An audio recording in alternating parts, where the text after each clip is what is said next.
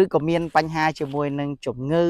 ស្រម៉ាល់ដង្កូវសត្វល្អិតកើតព្រមគ្នាសម្រាប់ថ្នាំជំងឺគឺខ្ញុំណែនាំជាមួយនឹង Speed X ដែលមានធាតុសកម្មអាសូស៊ីត្រូប៊ីនបូកជាមួយហិកសាកូណូសូលវាជួយទាំងការពារទាំងព្យាបាលទាំងលាងសម្អាត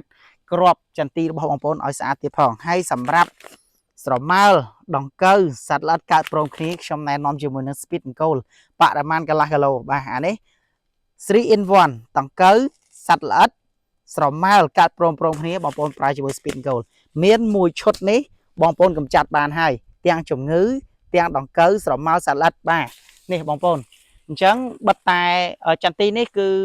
មិនតាន់បានសូវស្អាតប្រហែលទេដោយសារបាញ់ថ្នាំជំងឺទៅបានតែម្ដងក៏ប៉ុន្តែសម្រាប់ស្រម៉ាល់សម្រាប់សត្វល្អិតវិញគឺអត់មានទេបាទស្អាតឆាញ់តែម្ដងនេះបាទផ្លែខ្លាំងមែនតើមិនមានតែម្ដងទេណាបងប្អូននេះ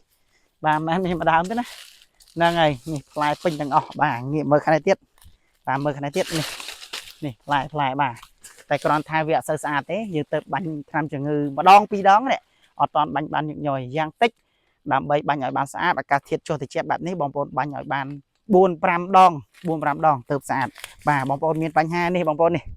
បាទ Speed X ជាមួយនឹង Speed Gold Speed X ជាមួយ Speed Gold បាទ Speed X